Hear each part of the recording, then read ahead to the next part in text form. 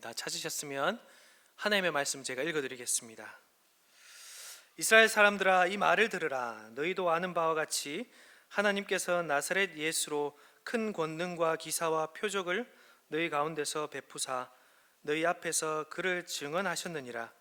그가 하나님께서 정하신 뜻과 미리 아신 대로 내준 바 되었거늘 너희가 법 없는 자들의 손을 빌려 못 박아 죽였으나 하나님께서 그를 사망의 고통에서 풀어 살리셨으니 이는 그가 사망에 매여 있을 수 없었음이라.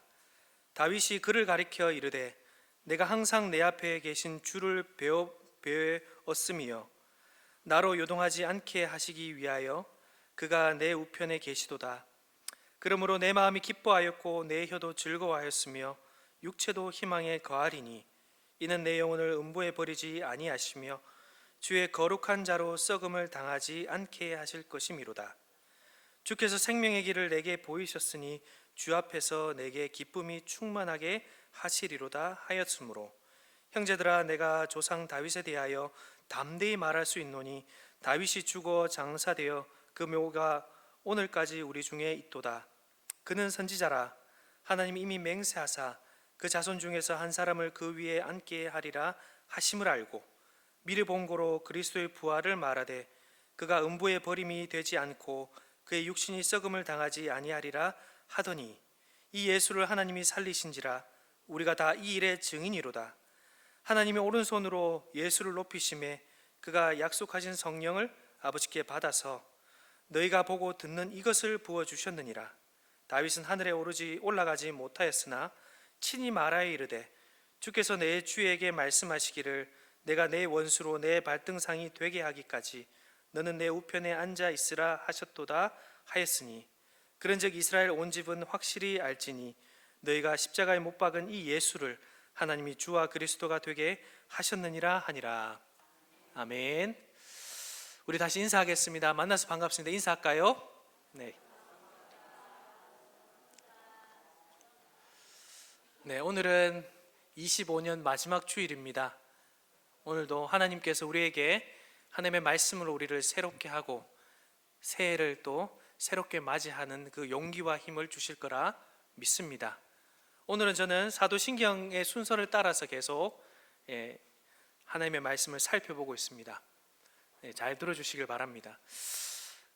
사랑하는 성도 여러분, 우리는 뭔가 새로운 일을 할 때 항상 어떤 사람들은 이것을 신나고 재미있게 생각하는 반면에 어떤 사람들은 어떻습니까?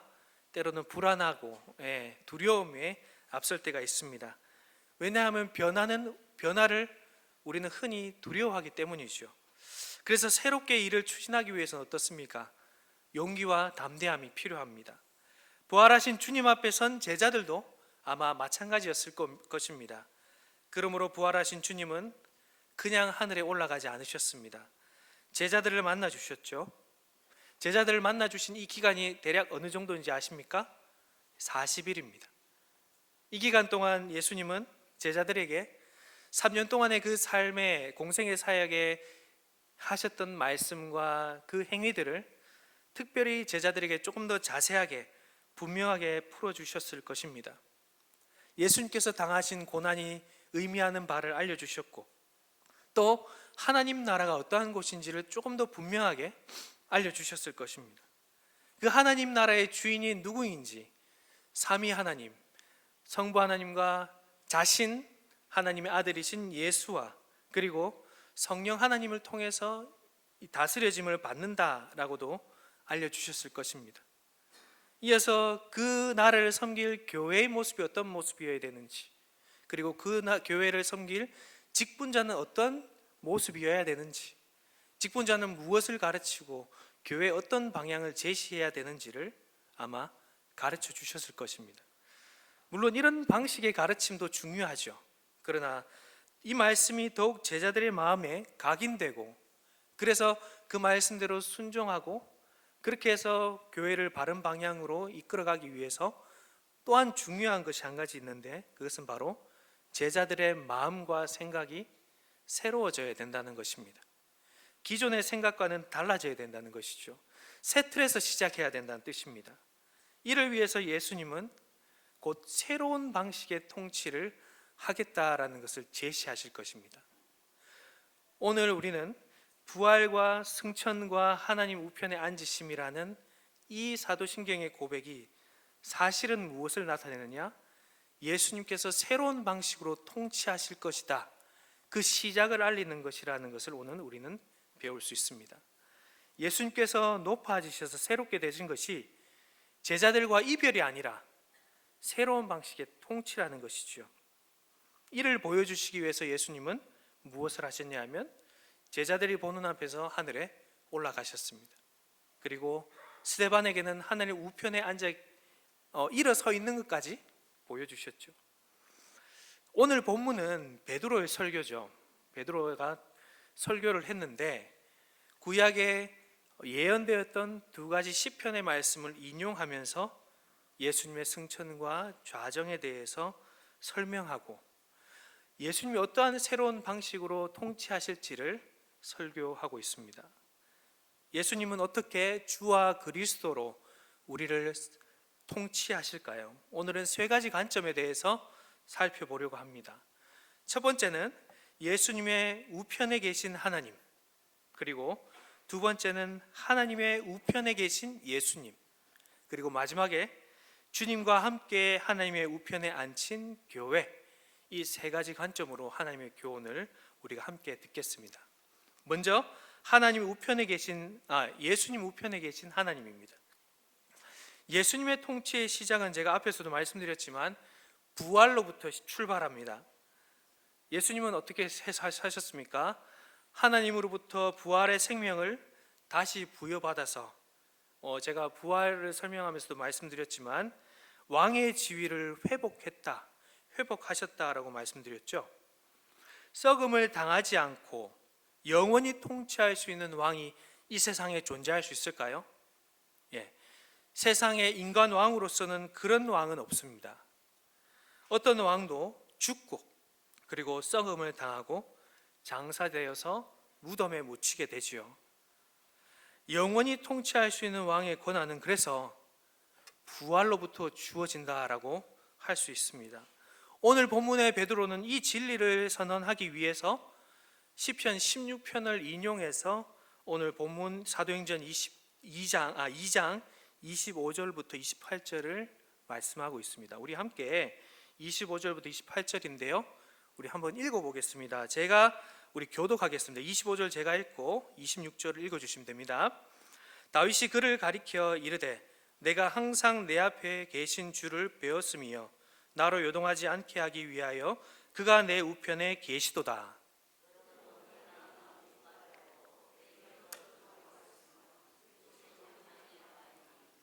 이는 내 영혼을 음부에 버리지 아니하시며 주의 거룩한 자로 썩음을 당하지 않게 하실 것이미로다.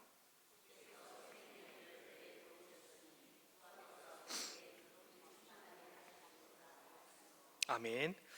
여기에서 지금 다윗의 노래죠.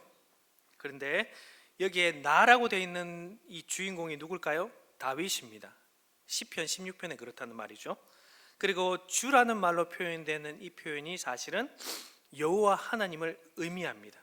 그래서 다윗은 지금 여호와 하나님 앞에 자신을 두고 노래하고 있다라고 볼 수 있습니다.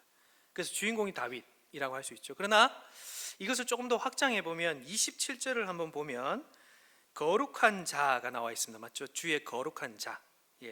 이 주의 거룩한 자는 다윗을 비롯해서 언약 백성, 그리고 하나님의 말씀을 따라 살고 하나님의 약속하신 복과 생명을 누리려는 모든 자들.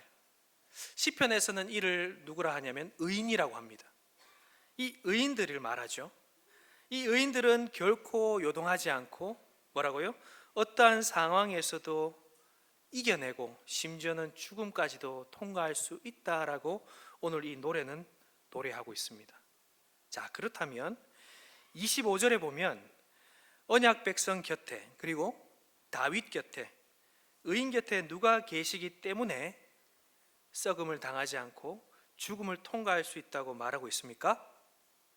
바로 하나님이 내 우편에 계시기 때문이다 라고 다윗은 고백하고 있죠. 맞습니까? 하나님이 내 우편에 계시기에 내 마음이 기쁘고 내 혀가 즐거우며 육체도 희망 가운데 거할 수 있다라고 말합니다. 심지어는 여기에 음부가 나와 있죠. 27절에 지옥입니다. 심지어 지옥 같은 고통 가운데서도 버림받지 않고 썩음을 당하지 않고 하나님의 품으로 다시 돌아올 수 있다라는 것을 말하고 있습니다. 여기에서 다윗은 지금 28절에서 이 모든 과정들을 생명의 길이라는 말로 표현하면서 하나님 앞에 내가 있는 것이 생명의 길이라고 표현하죠. 그렇습니다. 하나님 앞에 내가 항상 있으면 누가 내 옆에 항상 있는 거예요? 하나님이 내 우편에 항상 계신 것이죠. 그것이 바로 오늘 다윗은 생명의 길이다 라고 말씀하고 있습니다. 생명의 길 가운데 있는 자는 어떻습니까? 썩음을 당하지 않고 죽음에서 이기고 하나님의 품에 다시 돌아온다. 이것을 다윗은 담대하게 노래하고 있습니다. 그런데 오늘은 다윗이 아닙니다. 누가 노래하죠? 베드로가 노래합니다. 베드로가 누구를 주인공으로 앞세워서 노래하고 있습니까? 바로 부활하신 예수님을 앞세워서 노래하고 있습니다. 사실 다윗은 이 노래를 부르면서 베드로는 이렇게 생각한 것이죠.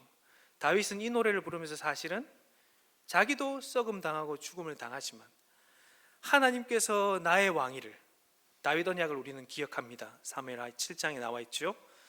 그 다윗 왕위를 누가 계속 견고하게 성실하게 인도하신다는 것입니까? 바로 하나님께서 인도하신다는 것을 다윗은 믿었죠. 그래서 이 노래를 마치 자기가 아니고 그리스도, 앞으로 오실 메시아, 왕이신 그리스도가 부활하여 통치하게 될 것을 미리 내다보고 노래하고 있다라고 베드로는 해석하고 있는 것입니다. 그것을 30절, 31절에 보면 분명하게 기록하고 있는데, 자, 우리 사도행전 2장 30절, 31절을 한번 볼까요? 네, 한번 우리 같이 한 목소리로 한번 읽어보겠습니다. 30절, 31절입니다. 시작.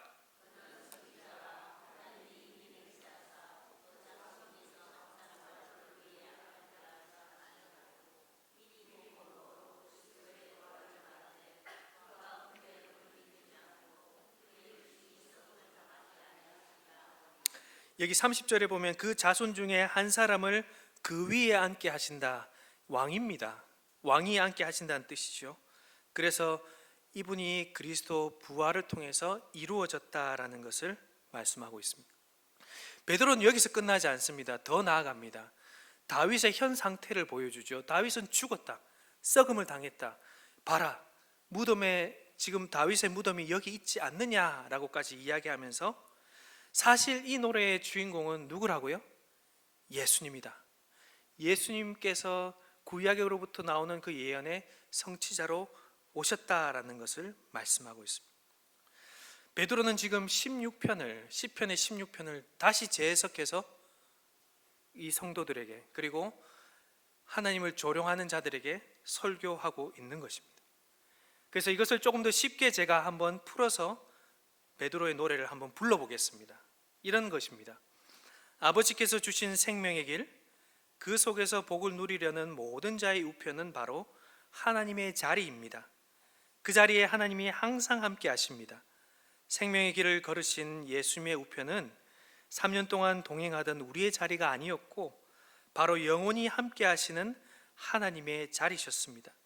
십자가의 죽음에서도 마찬가지였습니다. 하나님 아버지는 그런 예수님이 썩음을 당하도록 내버려 두지 않으셨습니다. 부활로 일으켜 세워 주셨습니다. 마지막으로 다윗의 왕위를 회복하셨습니다 라고 베드로는 노래하고 있는 것입니다. 예수님의 부활을 베드로는 다윗의 노래를 통해서 이와 같이 하나님 나라의 왕위의 회복이라고 해석합니다. 하나님은 다윗 언약을 통해 맹세하셨던 다윗의 후손의 왕위를 회복시키려고, 하나님의 말씀을 온전히 이루시려고 예수님을 부활시키신 것입니다.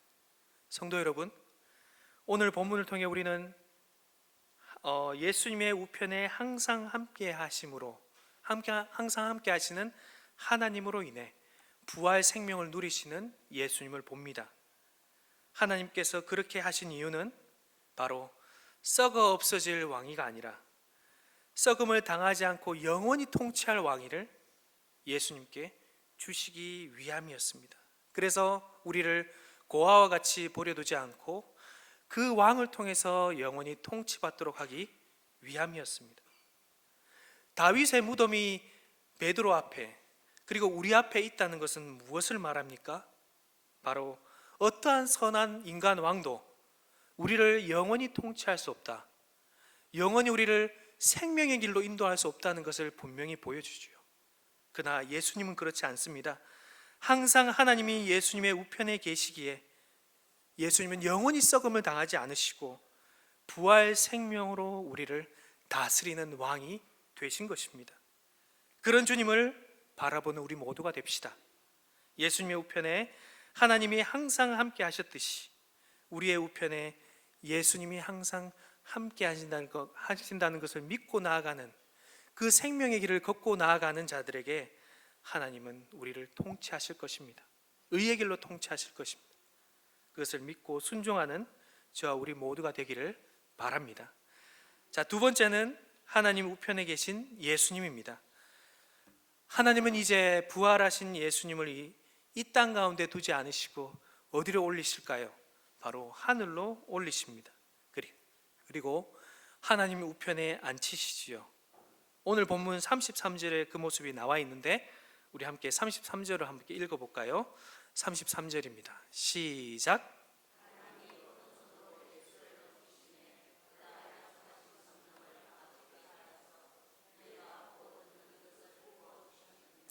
아멘. 그렇습니다. 여기 33절에 오른손으로 번역된 단어는 오른손이라고 할 수도 있고 오른자리, 오른 우편, 우편이라고 번역할 수 있습니다. 왜냐하면 이어서 34절에 보면 베드로가 이 내용을 해석하는 시편 110편의 말씀에 오른자리에 하나님께서 앉히셨다라고 분명하게 장소로 언급하고 있기 때문에 오른손보단 오른편이 더 맞는 번역인 것 같습니다. 베드로는 또다시 다윗이 할 수 없었던 그 자리, 하늘에 올라가고 하나님 우편에 앉은 그 자리에 누구를 대신 돌려놓습니까? 바로 예수님을 그 자리에 돌려놓습니다. 왜 그럴까요?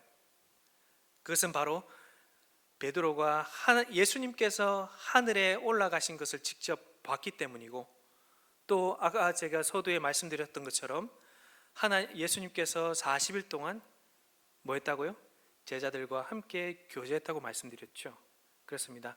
이런 상황들의 근거에서 베드로는 다윗이 할 수 없었던 일을 예수님께서 했다고 담대하게 노래하고 있는 것입니다. 하나님의 우편에 앉았다라는 의미는 간단하게 말하면 그겁니다. 하나님의 나라에 대적하는 모든 원수들을 짓밟고 다스리기 위해서 올라가셨다라는 것을 의미합니다. 예수님은 단순히 그 자리에 올라가셔서 쉬러 가신 분이 아닙니다. 자기 백성들이 열심히 전쟁하고 있는데 관망하기 위해서 가신 분이 아닙니다. 예수님은 보좌에 앉으셔서 뭐 하시려고요? 우리를 다스리시려고 올라가신 것이죠. 그 다스림의 표현이 바로 오늘 34절에 내 원수로 발등상이 되게 하기까지라는 표현에 아주 분명하게 나와 있습니다. 원수를 발등상으로 삼는다는 것은 고대 근동의 표현인데요. 제가 한번 예를 들어 보겠습니다. 두 나라가 전쟁을 합니다. 전쟁을 하는데 반드시 한 나라가 이기게 되고 반드시 한 나라가 패배하게 되겠죠. 그러면 한 나라는 종주국이 되고 한 나라는 속국이 됩니다. 이 속국의 왕은 어떻게 해야 될까요? 고대 근동의 법에 따르면 자기의 등을 종주국의 왕의 발 아래에 엎드립니다. 바짝 엎드리는 거죠. 그래서 종주국의 왕이 자기의 발로 그 속국의 왕의 등을 밟을 수 있도록 그렇게 등을 내어주는 것이 바로 바짝 엎드리는 것이다 할 수 있죠. 심지어는 목을 밟아 누르기도 한다고 합니다. 여호수아의 표현에 보면 그런 말들이 나와 있죠. 종주국의 왕은 자신이 굴복시킨 속국의 왕을 자기 발에 얹는 발등상이 되게 한다는 뜻입니다. 속국의 왕에게는 이것이 얼마나 굴욕적인 순간이 될까요? 그렇지만 종주국의 왕은 어떨까요? 가장 영화롭고 빛나는 자리가 될 것입니다. 예수님은 하늘에 오르셨습니다. 이 오르셨다는 의미는 바로 이와 같은 의미를 담고 있습니다. 더 이상 높아질 수 없는 곳에서 그 아래의 모든 피조물을 바라보시면서 다스리는 분으로 되셨다라는 뜻이죠. 주님은 온 우주를 다스리는 분이 되셨습니다. 온 우주를 무엇으로 두셨을까요? 자기 발등상이 되게 하셨습니다. 예수님은 하나님 자리에 오르신 것입니다. 예수님께서 이 땅 가운데 계실 때는 어땠습니까? 이 땅 가운데서 귀신을 쫓아내시기도 하시고 가르치시기도 하시고 죽은 자를 일으켜 세우시기도 하셨죠. 근데 예수님의 그 이 땅 가운데 사역의 결말은 어땠습니까? 모든 사람들에게 버림받게 되는 일들이 있었죠. 거절당하게 되는 일들이 있었습니다. 배신당하기도 했습니다. 높아지는 것이 아니라 도리어 점점 낮아지셨죠. 그러나 이제 예수님은 달라지셨습니다. 온 우주가 그분의 발 아래 있고 그분께 복종하게 되었습니다. 예수님이 악한 권세자들의 목을 지금 밟고 계신다라고 할 수 있습니다. 우리는 창세기를 통해서 뱀의 후손과 여자의 후손의 대립, 그 전쟁이 구속 역사라는 것을 배우고 있습니다. 우리의 구속 역사의 모든 순간순간에 누가 이것을 방해하죠? 뱀의 후손과 악한 세력들이 방해하고 있습니다. 그런데 오늘 이 예수님께서 하늘에 올라가서 하나님 보좌 우편에서 무엇을 하신다는 거예요? 이들의 머리를 발로 밟고 있다. 이들의 등을 발로 밟고 있다. 이들을 발등상으로 하고 있다. 이들은 이제 더 이상 주님의 힘 앞에 힘을 쓰지 못하고 있다. 어떤 세력도 스스로 하늘로 올라갈 수 없다는 것을 말씀하고 있습니다. 예수님은 모든 하늘로부터 다스리십니다. 거기에 이 땅의 어떤 권세도 그분의 발등상이 된다는 것임을 우리는 기억해야 합니다. 우리의 최대의 적이 누구지요? 바로 사망이지요. 사망도 우리의 발등상이 된다라는 것을 우리는 기억해야 합니다.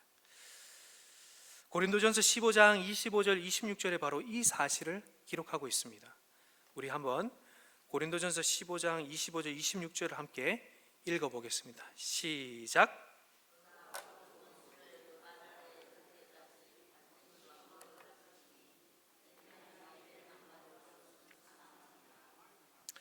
그 모든 원수를 그 발에 둘 때까지 그 원수에 누가 있다는 거예요?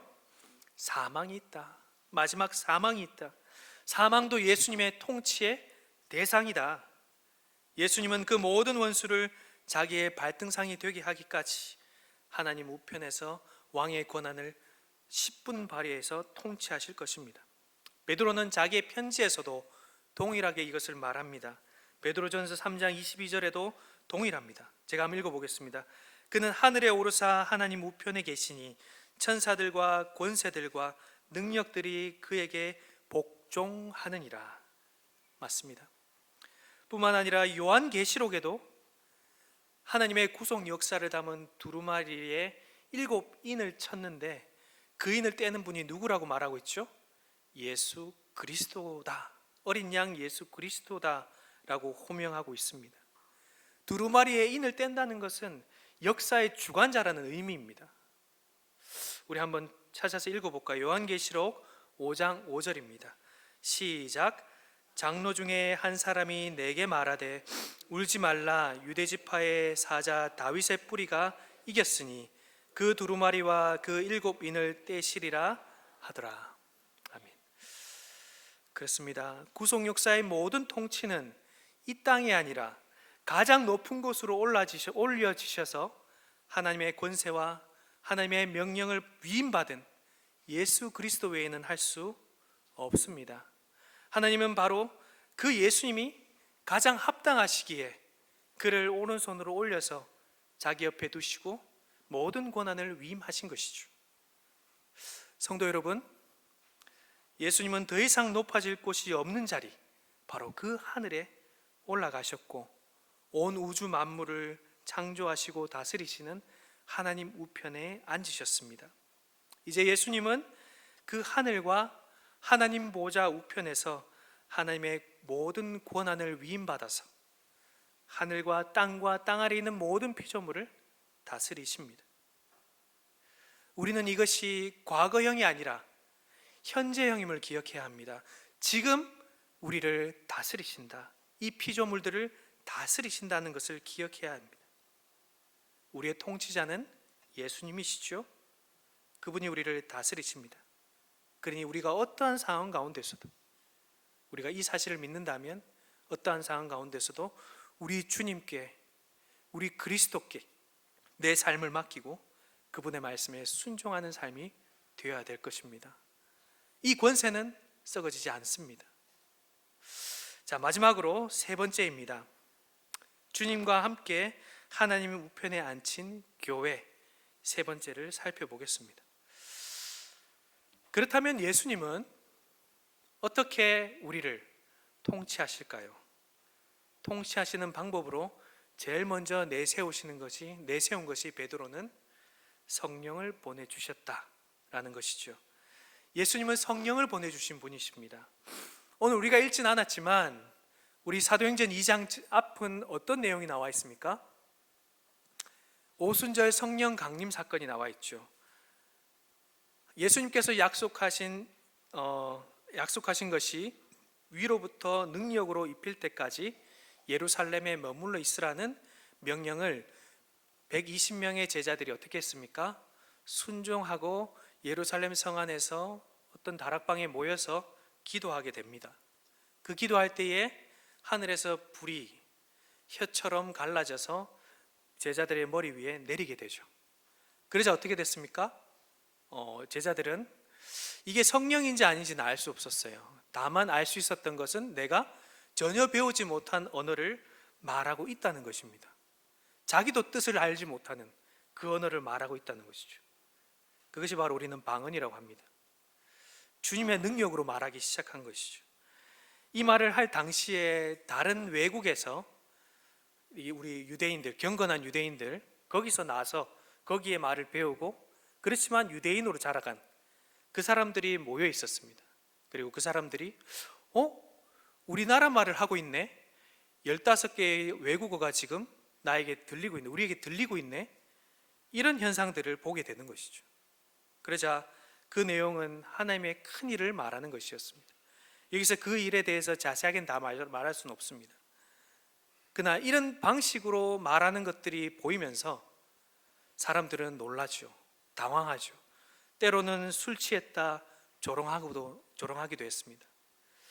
그때 베드로는 이 조롱하는 사람들에게 사실은 이게 술 취한 것이 아니고 하나님께서 내려주신 성령으로 말미암은 거다라고 하면서 이것이 너희들이 오랫동안 기다리던 구약에 예언됐던 것이 성취되는 것이다 라고 말하면서 사도행전 2장 17절 18절에 이렇게 기록하고 있습니다. 우리 한번 읽어보겠는데요. 사도행전 2장 17절 18절입니다. 한번 읽어볼까요? 시작.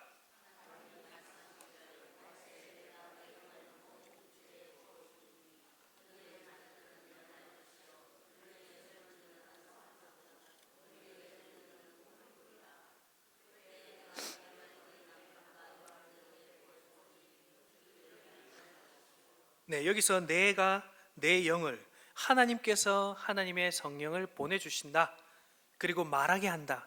이 내용이 구약의 성취다라고 분명히 이야기하고 있죠. 베드로가 지금 이 말을 하는 핵심은 무엇일까요? 성령이 존재하시고 성령이 이곳에 오셨다라는 것을 분명히 말하고 있습니다. 그러나 베드로는 여기서 그치지 않습니다. 요엘서의 그 내용의 마지막에 보면 여호와의 이름을 부르는 자에게 구원을 베푸신다라는 표현이 있거든요. 이것을 오늘 본문의 21절에 보면, 오늘 나오진 않았는데 21절에 보면 주의 이름을 부르는 자에게 구원을 베풀어 주신다라고 바꾸어서 기록하고 있습니다. 이것은 무엇일까요? 여호와 하나님을 누구에게 지금 초점을 맞추고 있는 것일까요? 예수님, 성령을 보내신 분이 바로 예수님이라는 것에 초점을 맞추도록 그렇게 기록하고 있습니다. 그리고 여기에 더 구체적으로 그 성령을 보내주신 분이 어떤 분인가라는 것을 설명하기 위해서 오늘 본문 22절부터 36절을 기록하고 있는 것입니다. 그러니 이것의 핵심은 어디가 될까요? 바로 33절에 있는 것이죠. 33절 제가 다시 한번 읽어보겠습니다. 하나님이 오른손으로 예수를 높이심에 그가 약속하신 성령을 아버지께 받아서 너희가 보고 듣는 이것을 부어 주셨느니라. 여기서 지금 이 부어 주셨다는 주체는 바로 예수님입니다. 베드로는 분명히 선언합니다. 하나님이 예수님을 하늘로 높이시고 하나님 우편에 앉히신 다음에 하나님 아버지의 영을, 성령을 아들에게 맡기시고, 아들은 그것을 누구에게 보내셨다고요? 120명의 제자들의 머리에 부으셨다라는 것을 표현하고 있습니다. 그리고 너희가 지금 말하는 것이 바로, 이들이 말하는 것이 바로 외국어다, 성령께서 말하게 하시는 것이다 라고 분명하게 기록하고 있는 것이죠. 예수님은 이와 같은 방식으로 통치를 시작하셨다라고 할 수 있습니다. 예수님께서 교회 위에 성령을 보내주심으로 통치를 시작하십니다. 자, 그렇다면 우리에게 성령님을 보내주신 이유가 무엇일까요? 오늘은 우리 첫 번째 대지에 제가 말씀드렸던 예수님의 우편에 누가 계셨다고요? 하나님이 함께 계심으로 예수님이 썩음을 당하지 않고 부활하셨다는 그 사실을 기억하는 것이 중요합니다. 그것은 바로 예수님의 우편에 하나님이 항상 함께 하셨기 때문에 거룩한 자들을 사망의 고통에서 머물도록 내버려 두시지 않았기 때문에 가능한 것이죠. 이것이 바로 예수님의 부활이 의미하는 바였습니다. 성도 여러분, 그렇다면 왜 성령님을 우리에게 보내셔야만 하셨을까요? 그것은 바로 우리를 어디에 보내시기 위함이라고, 그죠? 바로 하나님의 우편에 우리를 거하게 하기 위함이라는 것입니다. 거룩한 자를 보호하시고 붙드시고 요동하지 않게 하시며 끝내 썩음을 당하지 않고 죽음을 이기도록 할 것이라는 그 확신이 어디에서 나온다는 말씀입니까? 바로 하나님 우편에서 나온다는 말씀입니다. 그래서 에베소서 2장 8절에 보면 예수 그리스도를 믿음으로 은혜로 말미암아 구원을 받았다라고 사도 바울이 담대하게 말하면서 우리의 상태, 성도의 상태를 6절에서는 이렇게 기록하고 있습니다. 제가 한번 읽어보겠습니다. 또 함께 일으키사 그리스도 예수 안에서 함께 하늘에 앉히시니. 구원받은 자는 어디에 있다고요? 하늘에 앉히셨다라고 기록하고 있습니다.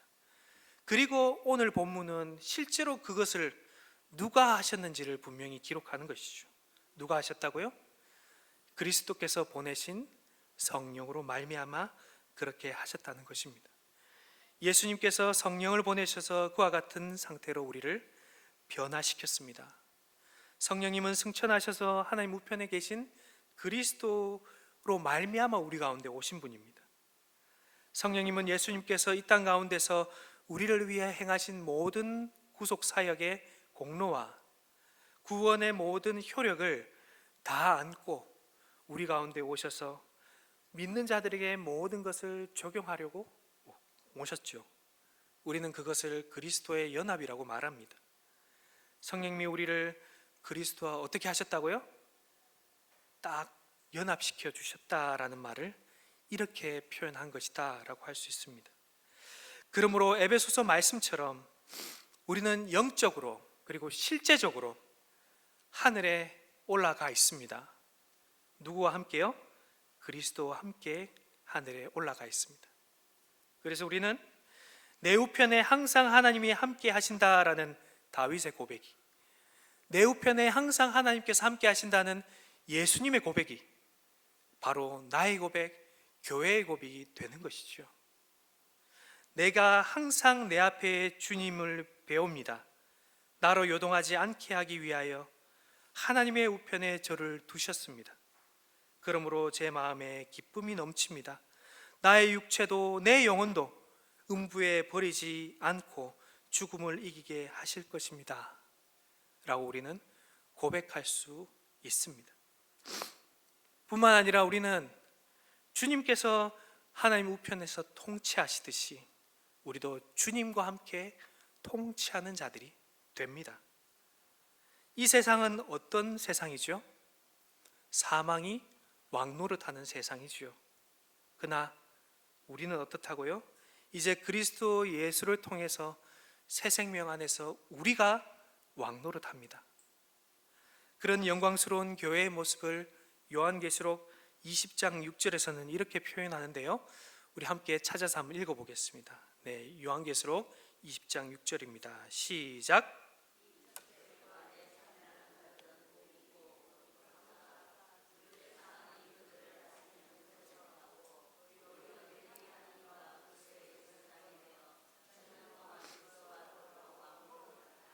아멘. 성도 여러분, 우리는 성령으로 말미암아 주님과 함께 영원한 생명을 누리게 되었고 주님과 함께 세상을 통치하게 되었습니다. 이것이 바로 하나님 우편에 앉으신 예수님으로 말미암아 시작되는 우리의 인생의 시작점입니다. 주님의 통치 가운데 들어가는 것이 우리에게는 가장 큰 복입니다. 이를 위해 오늘 베드로는 이 설교의 마지막에 이 설교를 듣는, 하나님의 말씀을 듣고 있는, 그래서 찔림받은 자들에게 그분의 통치 안에 들어가라 하면서 어떻게 해야 하는지 알려주는데요, 38절입니다. 제가 한번 읽어보겠습니다. 베드로가 이르되 너희가 회개하여 각각 예수 그리스도의 이름으로 세례를 받고 죄사함을 받으라. 그리하면 성령의 선물을 받으리니. 아멘. 예수 그리스도를 나의 주님으로 그리고 나의 구원자로 믿고 회개하며 세례를 받을 때에 무엇을 주신다 합니까? 성령의 선물, 성령을 주신다고 약속하고 있습니다. 그러므로 그리스도의 통치를 받는다는 것은 사실 회개하고 성령을 선물로 받아 성령이 충만한 자들만이 가능한 것입니다. 그런 자들에게 주시는 성령의 은사와 그리고 은사를 통해서 세워진 직분자가 그리스도의 통치의 모범이, 모판이 되는 것이죠.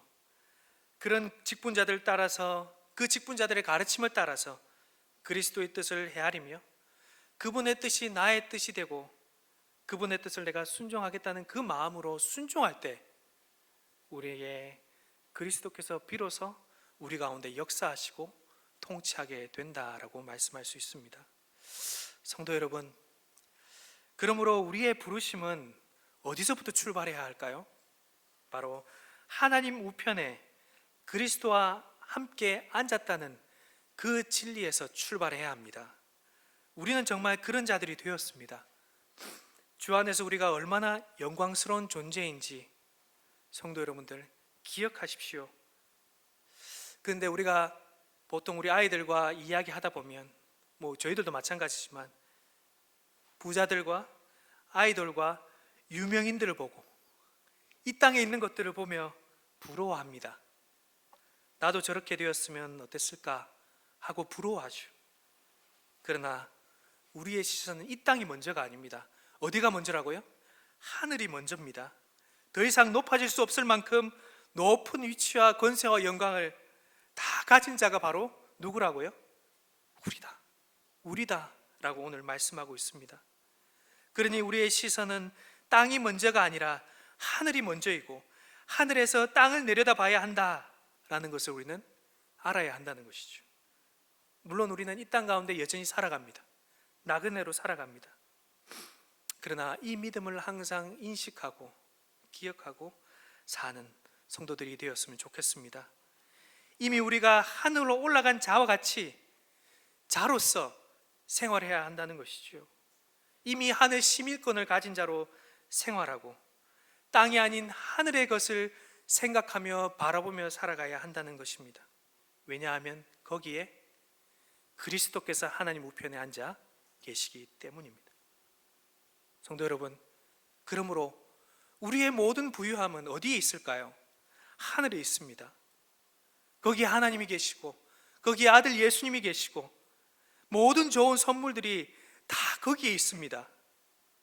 우리를 의롭다 하시며 우리를 양자로 삼아주시며 성화로 끝까지 인도하시는 모든 은덕들이 거기에 있고 구원과 하나님에 대한 사랑의 확신과 성령 안에서의 기쁨과 양심에 주는 평안과 하나님을 날마다 깨닫게 하는 은혜가, 그리고 어떠한 상황 가운데서도 끝까지 견디게 하는 인내가, 마지막으로 하늘에서 이 땅을 바라볼 때 심지어 죽음까지도 우리의 복이 된다라고 말씀합니다.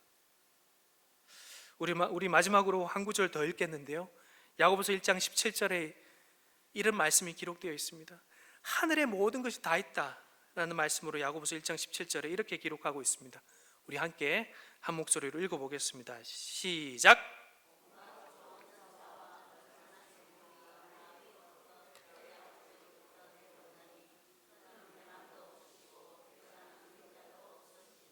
아멘. 온갖 좋은 은사와 온전한 선물이 어디로부터요? 위로부터. 이 땅이 아닙니다. 위에 있습니다. 위에서 다 내려온다고 말씀하고 있습니다. 그러므로 우리는 날마다 우리의 마음을 끊임없이 기억하고 하늘의 원리로 이 땅 가운데 살고 세상 가운데 이 원리를 심고 참된 부유함을 이 땅 가운데 전하며 살아가는 자들이 되어야 합니다. 그렇게 하시려고 예수님께서는 하늘에 올라가셨고 하나님 우편에서 우리 가운데 누구를 보내주셨다고요? 성령 하나님을 보내주신 것이죠. 그러므로 그리스도를 믿는 성도로서 그리스도와 함께 하늘에 앉음을 기억하고 이 권세를 이 땅 가운데 누리는 자로 살아가기를 바랍니다. 주님의 왕노릇을 또한 우리 또한 하고 있음을 기억하며 살아가는 저와 우리 모두가 되기를 간절히 바랍니다. 이제 말씀을 맺겠습니다. 주님의 승천과 하나님 우편에 앉아 계심을 고백할 때 예수님은 우리를 하나님 우편에 앉히시려고 성령을 보내셨음을 기억합시다. 그리스도의 통치는 바로 여기서부터 출발합니다. 하늘에서부터 출발합니다. 그리스도의 영으로 오신 성령의 인도함을 따라 그리스도의 말씀에 순종하는 것이 그리스도의 통치입니다. 교회가 바르게 세워지는 유일한 길입니다. 우리는 하늘 시민권을 가지고 곧 다시 오실 그리스도를 소망하며 이 땅을 이미 받은 왕의 권한을 위임받은 자로서 살아가는 우리 모두가 되기를 바랍니다. 그렇게 하나님 우편에 계신 그리스도를 믿음으로 바라볼 때 요동하지 않고 흔들리지 않고 썩음을 당하더라도 죽음을 이기며 하나님 품에 날마다 있을 수 있는 것입니다. 그러므로 우리 모두 하늘에 계신 그리스도를 바라봅시다. 또 성령으로 충만해지기를 구합시다. 내 삶을 내가 주관하고 싶은 욕망을 걷어내고 그리스도께서 다스리시도록 우리의 마음을 내어드리는 자들이 됩시다. 그런 자들에게 그리스도께서는 분명히 성령으로 우리를 충만하게 부어주실 것입니다. 우리 배에 생수의 강이 흘러넘치게 하실 것입니다. 그렇게 할 저와 우리 모두가 되기를 간절히 바랍니다.